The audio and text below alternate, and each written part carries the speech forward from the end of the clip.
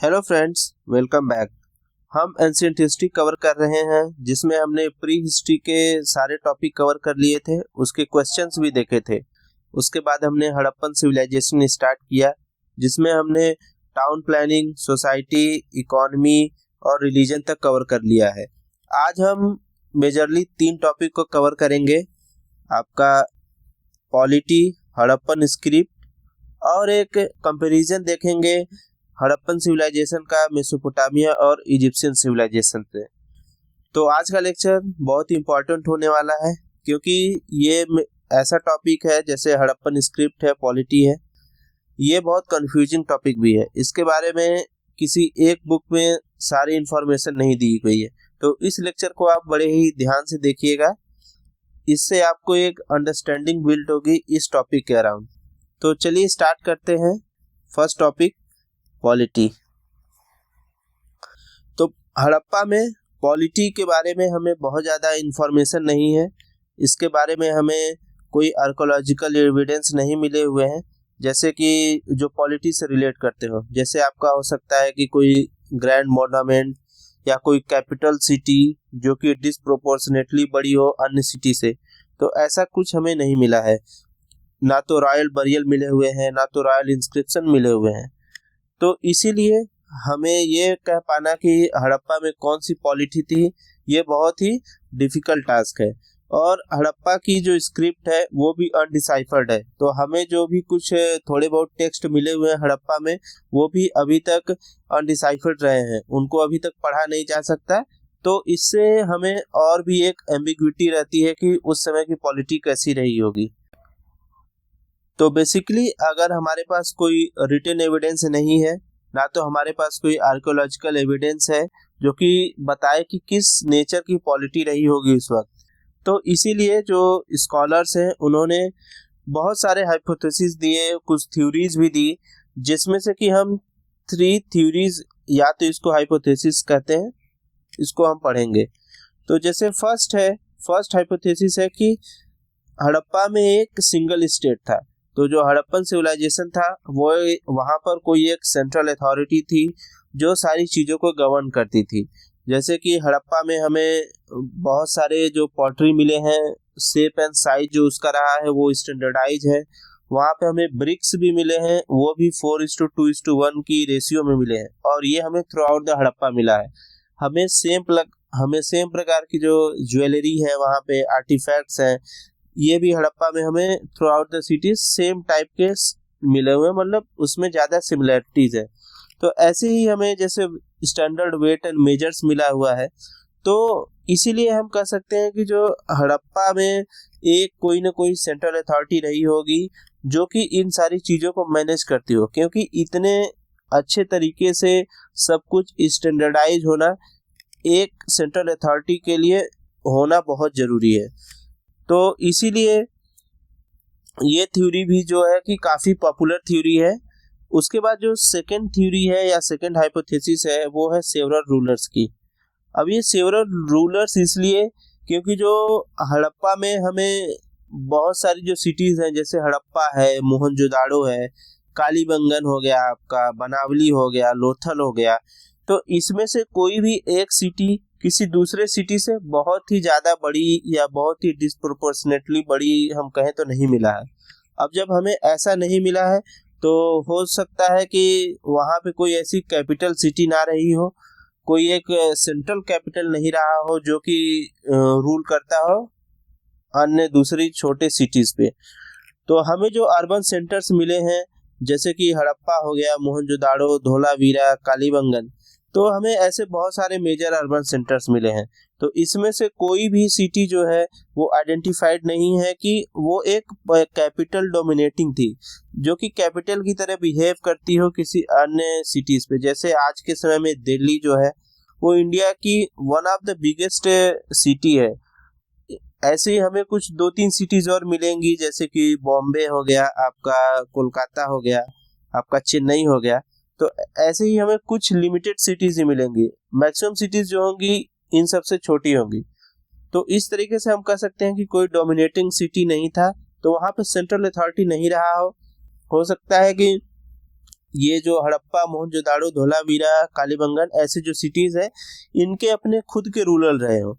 अब जब इनके खुद के रूलर्स हैं तो वो इनमें थोड़ी बहुत एटोनमी भी होगी। वो हो सकता है एक साथ मिल के कोऑर्डिनेट करके वर्क करते हो, लेकिन अपनी इंटरनल एटोनमी बना के रखते हो और एक तरीके से कॉन्फिडरेशन में रहते हो। तो अब इस आइडिया को भी सपोर्ट करने के लिए जैसे कुछ रीजनल वेरिएशंस हमें दिखते हैं। जैसे आपका हो गया कि डिफरेंट टाउन लेआउट्स है। जैसे धोलावीरा में हमें सिटी जो है वो 3 पार्ट में डिवाइडेड है, upper city, middle city, lower city. उसी तरीके से हमें जो फायर अल्टर्स हैं वो हमें कालीबंगन में ही मिला है और हमें किसी अन्य जगह पे नहीं मिला हुआ है। उसी तरह हमें रीजनल वेरिएशन से दिखते हैं आपके पोट्री और बरियल्स में। तो इसीलिए ये सजेस्ट किया जाता है कि जो रीजनल वेरिएशंस है वो इंटरनल एटोनमी की वजह से आते होंगे। तो जो भी यूनिफॉर्मिटी हमें दिखती है आर्टिफैक्ट में, वो हो सकता है कि शेयर्ड ट्रेड की वजह से हो। अब शेयर्ड ट्रेड इसलिए क्योंकि हड़प्पन सिविलाइजेशन के जो लोग थे वो एक ट्रेडिंग लोग थे, ट्रेडिंग कम्युनिटी थी। अब वो उनका जो मैक्सिमम चीजें हमें मिली हैं, जैसे सील हो गया, वेट एंड मेजर्स हो गए, लग्जरी पॉटरीज हो गई और आपके ब्रॉन्ज के आर्टिफैक्ट्स हो गए। तो मोस्टली हमें जो मिलते हैं वो ट्रेड से रिलेटेड ही आर्टिफैक्ट्स मिले हैं। तो ट्रेड एक डोमिनेटिंग फैक्टर था हड़प्पा में। तो इसके बाद हम देखते हैं कि कोई भी इंपीरियल सिंबल नहीं है जो कि सपोर्ट करे कि वहां पे जो सेंट्रलाइज पॉलिटिकल अथॉरिटी थी। तो लैक ऑफ इंपीरियल सिंबल्स हैं, तो ये ऑब्वियस है सपोर्ट करता है कि वहां पे नॉन सेंट्रलाइज पॉलिटिकल अथॉरिटी थी। और इसके बाद जो थर्ड आपका हाइपोथेसिस है उसमें ये कहा जाता है कि हो सकता है वहां पे कोई रूलर ना हो, वहां पे सभी लोग जो हैं वो इक्वल स्टेटस एंजॉय करते हो। तो अब इसके पीछे भी कुछ रीजंस है जो मैं आपको दिया हूँ, बहुत ही आसान तरीके से ये लिखा गया है, इसे आप आसानी से एक बार पढ़ के समझ सकते हैं। जैसे हमें यूनिफॉर्म हाउसिंग मिला हुआ है, तो मोस्टली जो हाउस है वो स्टैंडर्डाइज ब्रिक्स के बने हुए हैं। सिमिलर लेआउट्स हैं, जैसे उसमें आपका जो फोर्ट होगा, उसके बाद आपका ग्रिड पैटर्न में जो टाउन्स होंगे, उसके बाद आपका क्या बोलते हैं कि सिविक एमिनिटीज जो हैं, सिविक फैसिलिटीज जो हैं वो सभी हाउसेज में उसका एक्सेस है। जैसे ड्रेन्स हो गया, वेल्स हो गया, स्ट्रीट का सभी हाउसेज में एक्सेस है। तो इसी तरीके से हमें कुछ बरियल्स मिले हैं जो सिंपल बरियल्स हैं, बहुत ज़्यादा इसमें डिफरेंस नहीं है, हमें कुछ मिनिमल वेरिएशन ही दिखते हैं। और ग्रेव गुड्स जो हैं, ग्रेव गुड्स ऐसा नहीं है कि किसी ग्रेव के पास बहुत ही ज़्यादा लग्जरी चीज़ें रखी गई हैं, वो बहुत ही मिनिमलिस्टिक है, उसमें बहुत ही कम वेरिएशंस हमें दिखता है। और जो कोई भी इलीट मोनामेंट नहीं है, जैसे कि कोई ग्रैंड टेम्पल हो आपका, कोई ग्रैंड पैलेस हो, या कोई रूलर ग्लोरिफिकेशन स्ट्रक्चर्स हो, रूलर्स के लिए कोई स्ट्रक्चर बनाए गए हो, तो इस तरीके से हमें कोई भी एविडेंस नहीं मिला है। फिर हमें स्टैंडर्डाइजेशन क्रॉस सोसाइटी मिला हुआ है, जैसे यूनिफॉर्म ब्रिक्स है, वेट एंड मेजर्स है, पॉटरी स्टाइल्स हैं। तो इन सब चीज़ों से हमें लगता है कि जो वहाँ पे कोई भी रूलर्स नहीं थे, वहाँ पे जो लोग ही एक साथ वर्क करते थे और अपने हिसाब से माइनर वेरिएशंस करके वो चीज़ों को प्रोड्यूस करते थे। और उसमें जो मैक्सिमम चीज़ें हैं वो through out the Harappan society हमें जो कॉमन मिली हैं वो एक्चुअली ट्रेड की वजह से हो पाया है। कि कोई चीज़ें अगर एक आपके सिटी में प्रोड्यूस हो रही हैं, फिर वो दूसरे सिटीज़ में अगर वो ट्रांसपोर्ट होके जा रही है, तो ऐसे ट्रांसपोर्टेशन की वजह से हमें बहुत ज़्यादा यूनिफॉर्मिटी दिखाई देती है। तो इसमें हमें एक कंक्लूजन हम एक डिराइव कर सकते हैं कि जो हड़प्पन पॉलिटी है वो मोनार्की तो नहीं है, तो ये तो बात श्योर है, बट एक वेल ऑर्गेनाइज्ड पॉलिटी जरूर थी वहाँ पे। लेकिन अब ये पॉलिटी जो है इसका एग्जैक्ट नेचर क्या है वो अभी तक हमें नहीं पता है। फिर इसके बाद अगर हम एनसीईआरटी की देखें तो एनसीईआरटी में लिखा है कि it was ruled by a merchant class. अब ये भी एक पॉसिबिलिटी है, यहाँ पे श्योर शॉर्ट फैक्ट नहीं है कि वो मर्चेंट क्लास ही रूल करते थे। अब इसके सपोर्ट करने के लिए जैसे कुछ आर्गुमेंट्स हैं कि they were more concerned with the commerce than the conquest. वो ज़्यादातर कॉमर्स को लेकर ही ज़्यादा वो रहते थे, वो ट्रेड करते थे। सेंट्रल एशिया में ट्रेड था उनका, मेसोपोटामिया में ट्रेड था। हमें ट्रेड से रिलेटेड बहुत सारी एविडेंस भी मिले हुए हैं, और कोई भी हमें ऐसा कॉन्क्वेस्ट का कोई एविडेंस नहीं मिला है कि कोई पे मास बरियल रहा हो या लार्ज वेपनरी सिस्टम मिला हो हमें। तो जैसे कि हड़प्पन के पास जो वेपन्स नहीं थे, तो वो एक इफेक्टिव वॉरियर क्लास नहीं हो सकते हैं। तो इस तरीके से हम अपने इस टॉपिक को कंक्लूड कर सकते हैं कि मे बी वो मर्चेंट क्लास वाला रूल किए जा रहे होंगे, और या ओलिगार्की कह सकते हैं इसको, लेकिन वहाँ पे कोई पॉलिटी किस नेचर की थी वो हमें अभी तक पता नहीं है। ये केवल सब एक गेस है। तो अब हम नेक्स्ट टॉपिक देखते हैं, हड़प्पन स्क्रिप्ट। तो हड़प्पन स्क्रिप्ट एक्चुअली ये अभी तक हम जानते हैं कि अनडिसाइफर्ड है। तो हड़प्पन स्क्रिप्ट जो है सबसे पहली बार हमें 1853 में इसका एक स्पेसिमेन मिला था, हड़प्पन स्क्रिप्ट का। अब ये आपका स्पेसिमेन क्या होता है? स्पेसिमेन एक्चुअली सपोज करिए कि एक ऑब्जेक्ट है, सपोज करिए हड़प्पा में कोई एक पॉटरी है, पॉटरी पे कुछ स्क्रिप्ट लिखा हुआ है। तो अगर ये एक स्पेसिमेन हो गया कि एक ऑब्जेक्ट है उस पर कुछ लिखा हुआ है, अगर हम इसको कहें कि पॉटरी समझिए आपका 3 भाग में आपका टूट जाता है, तो ये आपका 3 भाग अलग अलग जगह है, तीनों पार्ट, और सब पे कुछ न कुछ लिखा हुआ है। तो अगर इसको हम कलेक्ट करते हैं तो ये आपकी 1 2 3 स्पेसिमेन हो जाएगा। तो स्पेसिमेन का सिंपल एग्जांपल ये है कि कोई भी ऑब्जेक्ट है उस पर कुछ लिखा हुआ है, अगर ऐसा हमें आर्टिफैक्ट मिला हुआ है तो वो हमारा एक स्पेसिमेन है। तो उसी तरीके से जो अर्लीस्ट स्पेसिमेन मिला था वो हमें 1853 में मिला था। उसके बाद 1923 तक आते आते हमें बहुत ही लार्ज नंबर में इंस्क्रिप्शन मिले, लार्ज नंबर में स्पेसिमेन मिले। हमारे पास अभी अराउंड आपके 4000 स्पेसिमेन है। तो हड़प्पन स्क्रिप्ट जो है इसको इंडस स्क्रिप्ट बोलते हैं। एक्चुअली ये यहाँ की इंडिजीनियस स्क्रिप्ट थी और ये अनडिसाइफर्ड है।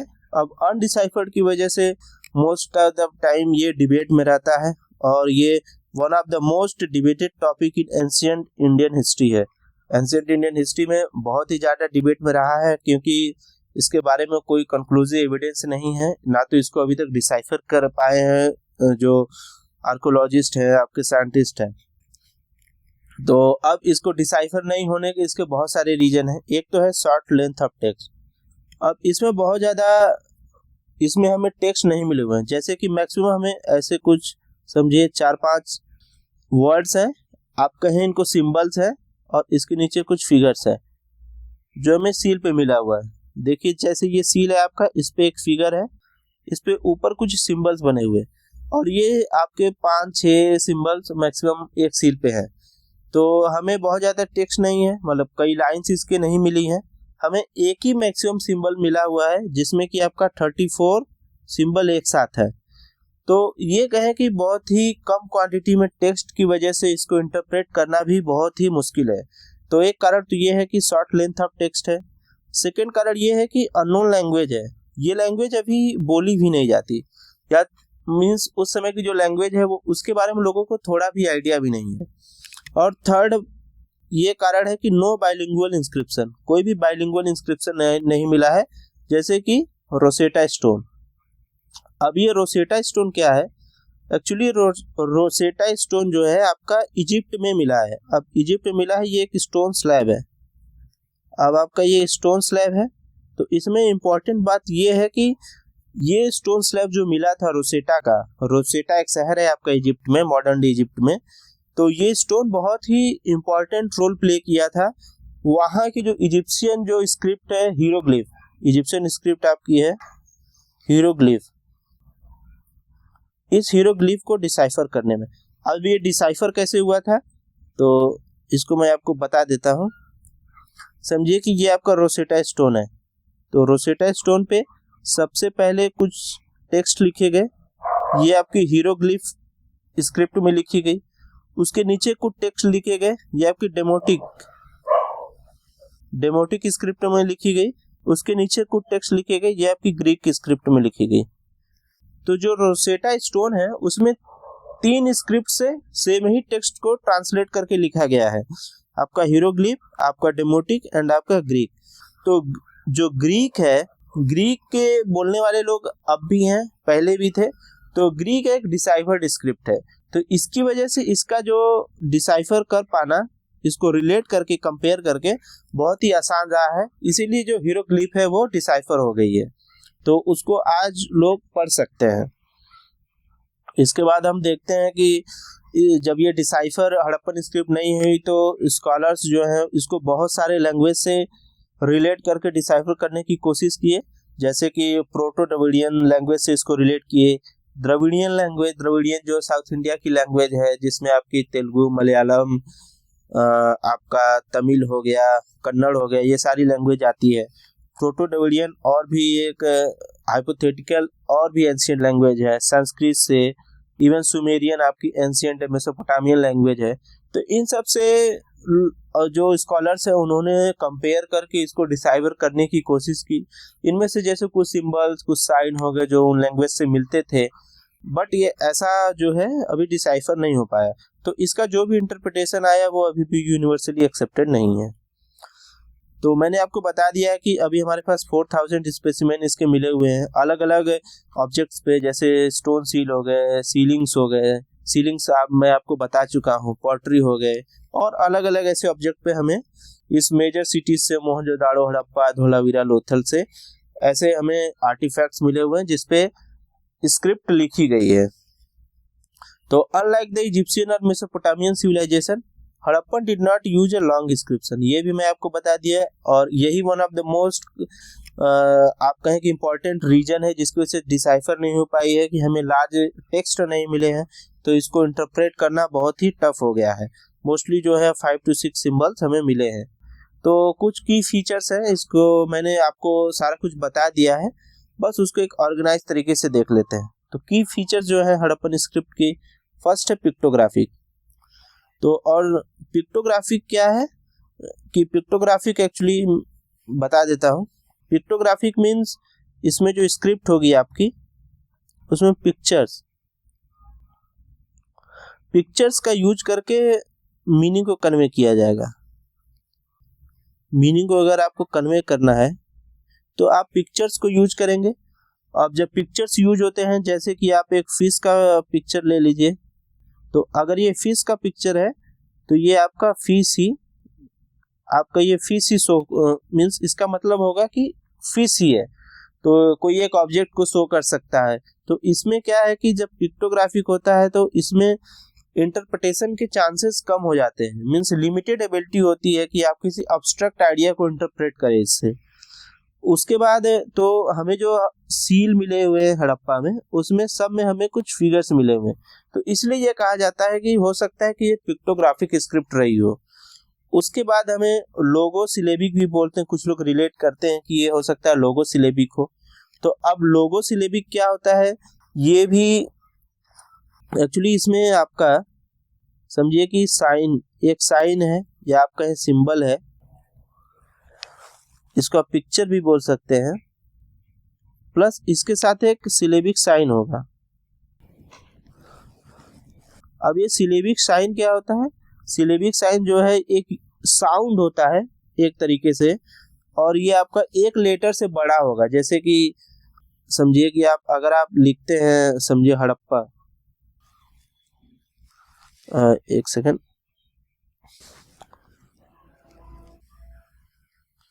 अगर आप हड़प्पा लिखते हैं तो इसमें समझिए हड़प्पा, तो ये आपका ऐसे 3 आपका सिलेबिक साउंड हो गया। तो इसमें क्या होता है कि एक सिंबल का यूज होगा, उसके साथ एक साउंड का यूज होगा जो कि लिखा जाएगा यहाँ पे, तो सिलेबिक साइन होगा वो। तो और ये इसी से रिलेट करेगा, तो इसको आप इंटरप्रेट कर सकते हैं। जैसे यहाँ पे कोई इमेज बना हुआ है, उसी से रिलेटेड कोई साउंड होगा। तो ऐसे अगर हमारे पास बहुत ज़्यादा टेक्स्ट पड़े हुए हैं तो हम उन सभी को इंटीग्रेट करके उस ऑब्जेक्ट और उस साइन की मदद से कंपेयर करके हम एक लैंग्वेज को पढ़ सकते हैं, समझ सकते हैं। तो ये आपका हो गया लोगो सिलेबिक। तो एक्चुअली हड़प्पा में भी कुछ लोग रिलेट करते हैं, लेकिन अभी ये प्रूव नहीं हो पाया है क्योंकि बहुत कम ही टेक्स्ट अवेलेबल है। फिर इसके बाद आपका आता है कि ये मैं आपको बता दिया हूँ कि जो फीचर में कि 5 ही 6 सिंबल्स एक लाइन में है, मैक्सिमम हमें जो मिला है यहाँ पे वो 26 नहीं है, वो 34 सिंबल मिले हुए हैं। उसके बाद ये मोस्टली जो आपका राइट टू लेफ्ट डायरेक्शन में लिखे जाते थे। एक सेकेंड, राइट टू लेफ्ट, अगर आपका ये सील है तो राइट टू लेफ्ट डायरेक्शन में लिखे जाते थे। अब इसको पहचानने का भी तरीका ये है कि समझिए कि अगर ये आपके पास पेपर है, आप इस पे कोई लाइन स्टार्ट करते हैं लिखना, तो शुरू में आपके पास स्पेस ज़्यादा है तो आप स्पेस लेकर लिखेंगे इसको। फिर लास्ट में अगर आपको लगा कि अब स्पेस कम है, लाइन आपकी बड़ी है, तो यहाँ पे आपका जो वर्ड्स हैं वो क्राउडेड हो जाएंगे। तो हमें जो मैक्सिमम सील मिले हुए हैं हड़प्पा में, उसमें जो लेफ्ट साइड में क्राउडेड है, यहाँ पर क्राउडेड सिंबल्स हैं और यहाँ पे स्पेसिंग हमें ज़्यादा मिली है। तो इधर जब स्पेसिंग आपकी ज़्यादा है, इधर जाके क्राउडेड है, तो ये माना जाता है कि राइट टू लेफ्ट वो लिखी जा रही होंगी। और इजिप्शियन स्क्रिप्ट को हम हीरोग्लिफ बोलते हैं, वैसे ही मेसोपोटामियन स्क्रिप्ट को हम क्यूनिफॉर्म बोलते हैं। तो ये जो मैं आपको बताया हूँ ये इसलिए क्योंकि इससे पहले हड़प्पन स्क्रिप्ट को लोग बोस्ट्रोफिडॉन स्क्रिप्ट बोलते थे कि ये बोस्ट्रोफिडॉन है। अब बोस्ट्रोफिडॉन का मतलब ये होता है कि समझिए ये आपका पेपर है, तो पेपर पे आप लेफ्ट टू राइट जाएंगे, फिर right to left, left to right, right to left. तो अब ऐसा इसलिए किया गया था कि हमें कुछ एनॉमलस स्क्रिप्ट मिले थे पहले, और उन एनॉमलस स्क्रिप्ट में क्या था कि समझिए ये आपका पेपर है, तो इसके पास जो राइट साइड में कुछ वर्ड है वो आपके क्राउडेड है। तो ऐसे हमें बहुत ही कम मिले हैं, इस ऐसे सील हमें मिले हुए हैं जिसमें आपके राइट साइड में क्राउडेड है। तो अभी हालांकि जो स्कॉलर्स हैं इस आइडिया को पूरी तरह रिजेक्ट करते हैं कि जो हड़प्पन स्क्रिप्ट वो बोस्ट्रोफिडॉन में है। अभी आपको ये समझना है कि जो हड़प्पन स्क्रिप्ट है वो राइट टू लेफ्ट डायरेक्शन उसका मोर और लेस वाइडली एक्सेप्टेड आइडिया है ये। तो यही चीज़ मैं आपको बताया हूँ कि जनरली राइट टू लेफ्ट लिखे जाते थे। अर्लियर सजेशन और बोस्ट्रोफिडॉन। अब बोस्ट्रोफिडॉन अर्लियर क्यों थे? मे बी कोई सील जो है वो डैमेज हो गई है, कोई सील डैमेज हो गई है, या स्पेस कॉन्स्ट्रेंट रहा होगा, या तो उनका कोई आर्टिस्टिक वेरिएशंस हो, या तो इनकम्प्लीट इंस्क्रिप्शन रहे हो, तो जिसकी वजह से हमें कुछ स्क्रिप्ट में आपका कुछ स्क्रिप्ट में आपका राइट साइड में क्राउडिंग ज़्यादा मिली हो और लेफ्ट साइड में आपको स्पेस मिला हो, तो इस वजह से बोस्ट्रोफिडॉन कंसीडर किया जाता था, पर अभी ऐसा नहीं है। तो ये हमारा स्क्रिप्ट का टॉपिक ओवर हो गया। तो इसमें अगर आपको कोई दिक्कत है तो आप कमेंट बॉक्स में पूछ सकते हैं।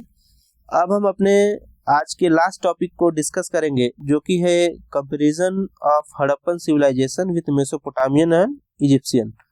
तो ये बहुत ही आसान टॉपिक है। हड़प्पा के बारे में हमने मोरारलेस सारी चीज़ें कवर कर ली हैं। इसके जैसे कुछ टॉपिक बचे हैं, 2 टॉपिक मेजरली।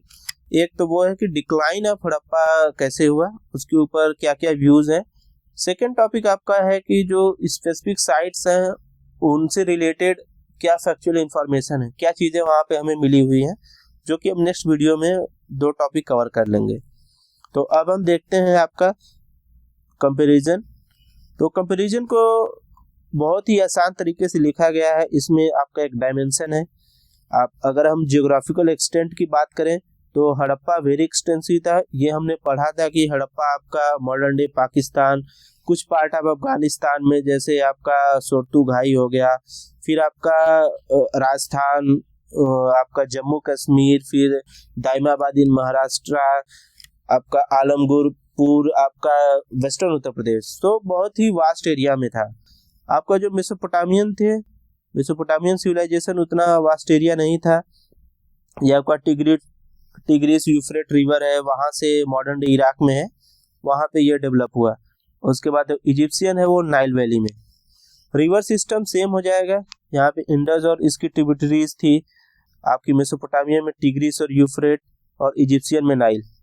सिटीज, तो सिटीज हड़प्पा की अगेन वेल प्लान सिटीज थी। यहाँ पे हमने टाउन प्लानिंग में पढ़ा है कैसे वहाँ पे ग्रिड पैटर्न थे, कैसे रोड्स एक दूसरे को क्रिस क्रॉस करते थे, वेल ड्रेनेज सिस्टम था, डोर्स किधर ओपन होते थे, उनके विंडोज किधर ओपन होते थे, ये सारी चीजें हमने पढ़ी हैं। सिटाडेल थे, लोअर टाउन, अपर टाउन।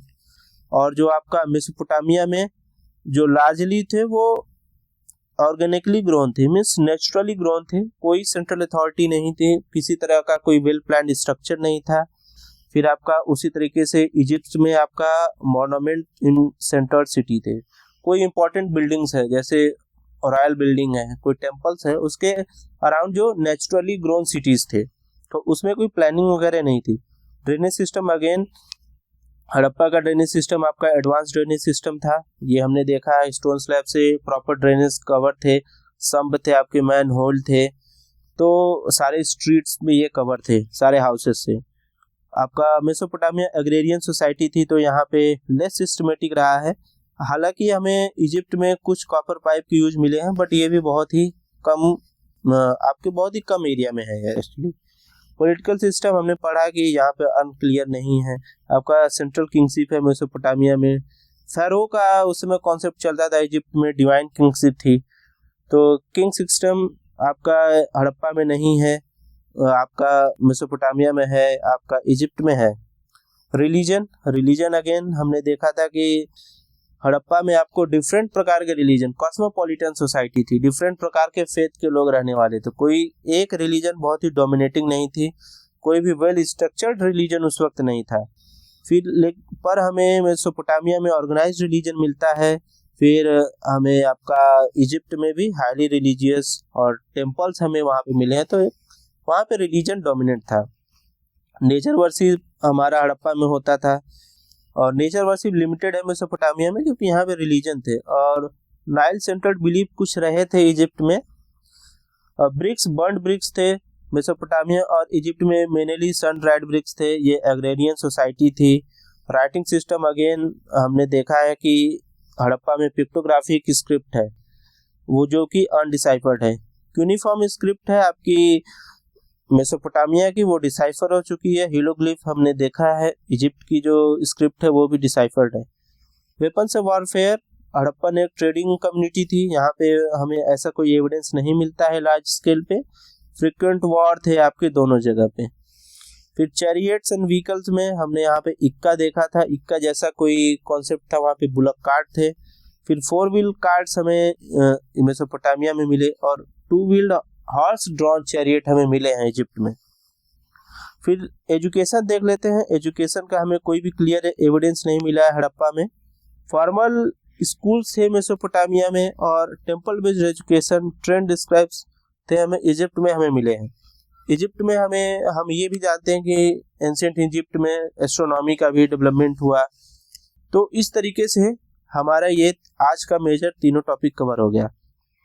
इसके बाद हम नेक्स्ट लेक्चर में रिमेनिंग आपके 2 टॉपिक इम्पॉर्टेंट बचे हुए हैं, एक डिक्लाइन जो कि मेंस में ज़्यादा चांसेस हैं इसके क्वेश्चन आने के, और सेकंड पार्ट है बहुत ही फैक्चुअल होगा कि डिफरेंट सिटीज़ जो इम्पोर्टेंट सिटीज़ हैं उनके जो इम्पोर्टेंट फैक्ट्स उनसे रिलेटेड है वो हमें देखना है। तो इसके बाद हमारा Indus valley civilization chapter complete हो जाएगा, और फिर हम उसके कुछ इम्पोर्टेंट क्वेश्चन और PYQ भी को भी देखेंगे जो कि अगले वीडियो में आएंगे। तो तब तक के लिए धन्यवाद, मिलते हैं आपसे नेक्स्ट वीडियो में। तब तक आप इस लेक्चर को अच्छे से देखिए, मैंने इस चैप्टर के सारे एस्पेक्ट को कवर किया है, बहुत ही होलिस्टिकली कवर किया गया है। अगर आपको फिर भी कोई डाउट आता है तो आप कमेंट बॉक्स में पूछ सकते हैं, उसका आंसर आपको नेक्स्ट वीडियो में ज़रूर मिलेगा। तो चलिए मिलते हैं आपसे नेक्स्ट वीडियो में, तब तक के लिए धन्यवाद।